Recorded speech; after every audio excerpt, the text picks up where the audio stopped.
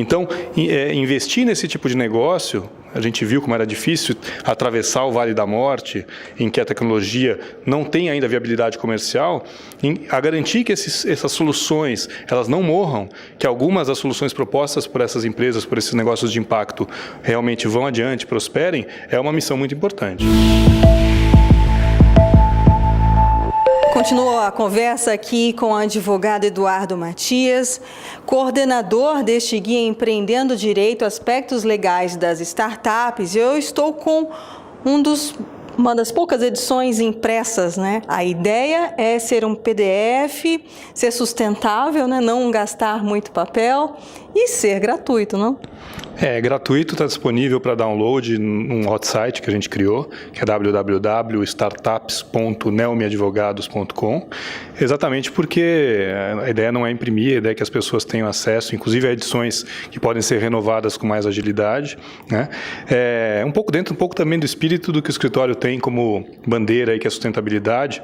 Eu lembro que a gente conversou outras duas vezes, uma vez a gente falou sobre globalização, outra vez a gente falou sobre sustentabilidade. Acho que são as duas grandes tendências que surgiram aí nas últimas décadas, e a inovação, que é o tema dessa cartilha, tem tudo a ver com esses dois temas, porque primeiro que a globalização está ligada à revolução tecnológica, ela não existiria sem as melhorias de transporte e comunicações, e segundo que a sustentabilidade ela não vai ser alcançada sem a inovação.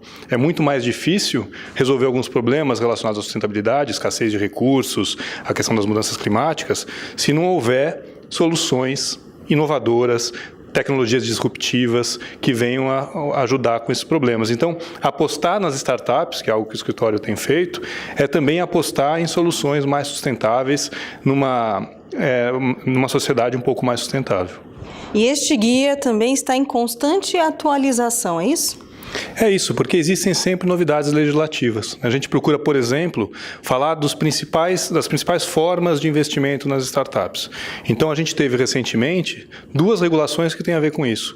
Por exemplo, o Equity Crowdfunding, é interessante entender o que é o Equity Crowdfunding. Quando a gente fala em crowdfunding, está falando de multidão, né? É um financiamento por uma multidão de crowd. Tem outras, se a gente pegar outros aspectos da crowd, que tem sido muito utilizada essa multidão, no crowdsourcing. Então, se eu tenho que criar um logo para minha empresa, eu vou acionar um exército de designers que vão estar disponíveis numa comunidade online e vão me oferecer, de repente, uma solução melhor do que eu contratar uma empresa específica ou empregados da própria empresa, né? Você tem o crowdfunding, que eu tive uma ideia muito boa, eu tenho que conseguir dinheiro para essa ideia, eu vou colocar numa plataforma online que vai me trazer soluções, vai me trazer dinheiro para financiar essa minha ideia. E, mais recentemente, foi criado o Equity Crowdfunding, que significa você obter recursos em troca de participação acionária, participação societária na empresa. Isso foi regulado recentemente, né, aqui no Brasil. Então, existe uma necessidade, como a gente conversou, né, agora há pouco, existe uma tendência à regulação de novas atividades. Não existe atividade disruptiva que não venha a ser olhada pelo regulador e não venha a ser, em alguma forma, regulamentada mais para frente. A outra forma de investimentos, chamados investimentos anjo, né, contam agora também com uma regulamentação. Existe um contrato de participação que delimita esse investimento anjo, que mostra para o investidor que tem vontade de colocar dinheiro numa startup que ele pode estar protegido por meio de um tipo específico de investimento, que é esse contrato de participação.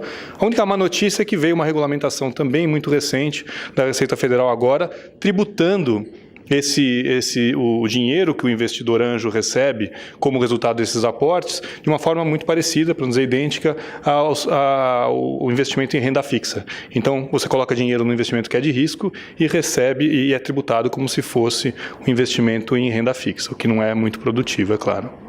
E apesar de ser um guia resumido a tantos tópicos importantes, né? Negócios de impacto, por exemplo.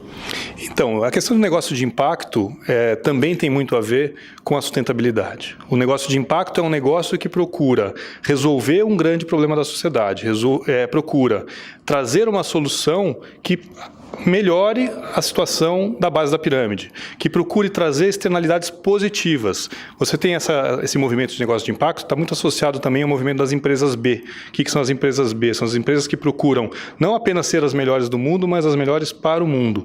Procuram trazer resultados, não só lucro, porque todas essas empresas visam o lucro, mas procuram trazer resultados positivos para a sociedade. Então, investir nesse tipo de negócio, a gente viu como era difícil atravessar o Vale da Morte, em que a tecnologia não tem ainda viabilidade comercial, a garantir que essas soluções elas não morram, que algumas das soluções propostas por essas empresas, por esses negócios de impacto, realmente vão adiante, prosperem, é uma missão muito importante.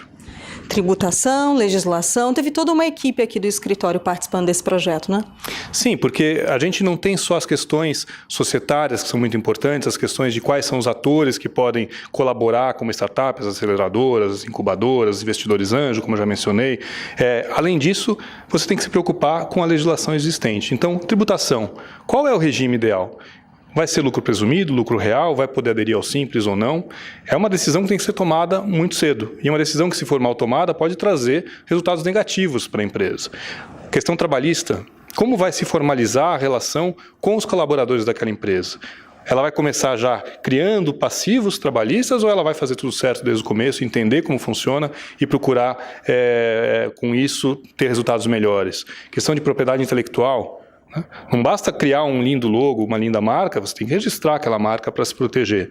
Então, são preocupações que têm que existir desde o começo. E a maior de todas, eu diria, porque a grande tendência de startups que não dão certo é que esse problema tem a ver com a relação entre os sócios, é regular muito bem a relação entre os sócios, os futuros sócios daquela startup desde o começo. E questão societária é a sua especialidade. Quais são os problemas mais comuns? Veja, acho que o problema parte do perfil dos empreendedores. Os empreendedores normalmente têm perfis muito diferentes. Pode ser que um tenha uma grande ideia para um aplicativo, mas não entenda de programação. Então ele vai se unir com um programador. Ele não sabe da parte comercial, ele vai chamar alguém com uma veia comercial mais forte. Cada um vai ter uma participação naquele projeto, cada um tem uma contribuição a dar para aquele projeto. E pode ser que essa contribuição varie, pode ser que lá na frente um deles não tenha dado a contribuição esperada. Então, regular a relação entre os empreendedores desde o começo, por meio, por exemplo, de um acordo que a gente costuma chamar de MOU, que é um Memorando de Entendimentos, é essencial. Nesse memorando vai se dizer quais são as metas do empreendimento, quais são os objetivos, qual o papel de cada um. Empreendimento deu certo, que bom, o produto minimamente viável foi obtido, o protótipo é um sucesso. Vamos constituir empresa, é essencial constituir empresa, porque ela vai separar o patrimônio daqueles empreendedores do patrimônio da própria empresa e a empresa vai responder por dívidas e obrigações e não os empreendedores com seus patrimônios pessoais. Como vai constituir empresa? Tem que ter um contrato social, um estatuto. Qual é o tipo de empresa que a gente vai ter? Vai ser uma limitada? Vai ser uma SA? Tudo isso tem que ser decidido e é importante entender como cada uma dessas sociedades funciona. E aí, depois que você constitui a empresa, tem que haver um acordo de sócios, né, ou um acordo de acionistas. Por quê? Porque como que vai se deliberar nessa empresa? Quais são os quórums? Dependendo da contribuição que cada um der, talvez ele queira ter uma participação maior em algumas decisões. Quais são as regras de governança daquela empresa? Ela vai ter uma compliance efetiva? Ela vai ter regras de governança que podem garantir a um ou outro um papel mais ativo na sociedade? Quais são as regras de saída? É algo importantíssimo. Muitas vezes a briga se dá na saída, porque aquele empreendedor não tem um acordo que o proteja e pode haver interesse de terceiros, pode haver uma rodada de investimento em que ele não se sinta confortável. Como que ele garante que a saída dele vai ser do jeito que ele imaginava no início? Então, essa preocupação de cada um dos empreendedores em regular muito bem a relação entre eles, sem falar na relação com os investidores que virão, é algo essencial. Questão societária é algo realmente muito delicado, não só em startups. Há muitos problemas entre sócios, não é? Sim, e dizem, pesquisas mostram isso, que a causa mais notada de uma startup não dar certo é desentendimento entre os sócios. Então é importantíssimo delinear muito bem as obrigações de cada sócio e esse relacionamento entre eles. Lembrando que a gente fala em sócio, mas não são só aqueles sócios fundadores, não são só os sócios iniciais. Existem investidores em startup que vão querer entrar na sociedade ou que vão querer dar palpite na forma como a sociedade funciona. Das formas de investimento possíveis, muitas delas podem permitir que o investidor dê seu pitaco na forma como a startup está sendo conduzida. Você pode ter um mútuo conversível, que é uma forma muito utilizada, em que pode-se prever num acordo de investimento o que se chama de step-in rights. É o direito do investidor, em alguns itens, dar o seu palpite, né, e ter um poder de influir na decisão. Você tem outras formas o investidor pode entrar diretamente com participação no capital e se tornar, de repente, um sócio com peso. Né? Como vai ser tratada a entrada desse investidor? Então, se a gente pegar os diversos tipos de investidores possíveis, aceleradoras também podem investir, o investidor anjo, que a gente já comentou, o investidor pessoa física, ele vai dar mentoring, ele vai dar apoio, ele vai entregar uma rede de relacionamentos, mas talvez ele queira, sim, de alguma forma influir na sociedade. Então, esse relacionamento entre sócios fundadores e o relacionamento entre sócios fundadores e futuros investidores é algo que tem que ser colocado no papel de uma forma muito clara. Agora, Eduardo, como o empreendedor pode manter o aspecto criativo do negócio tendo todas essas preocupações? É possível tudo isso funcionar paralelamente? O pior que pode acontecer para o aspecto criativo é acontecer um problema desse tipo. Né? É exatamente para ter a liberdade criativa que eu tenho que fazer tudo do jeito certinho desde o começo. Porque se o empreendedor não se preocupar em acertar todos esses pontos logo de cara, ele vai ter um problema maior mais para frente que vai, assim, atrapalhar o seu negócio. Né? Todas as contingências que podem surgir por uma questão tributária, uma questão trabalhista, uma questão de propriedade intelectual, você percebe o quanto que isso pode ter peso no futuro do negócio? Então, pode parecer complicado, mas acho que até o guia procura mostrar isso. Não é tão complicado. São atenções que têm que ser tomadas e que são atenções que, sendo bem assessorados, dedicando um certo tempo a isso, vão poupar o empreendedor de preocupações muito maiores mais para frente.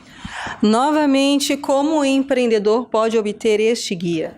Então, ele está disponível num hot site que a gente criou, é www.startups.neumiadvogados.com. Então, tem lá algumas notícias e tem a possibilidade de fazer o download gratuito do guia. Eduardo, muito obrigada e parabéns pela iniciativa. Obrigado. Luciane Miranda para a Ducascope TV.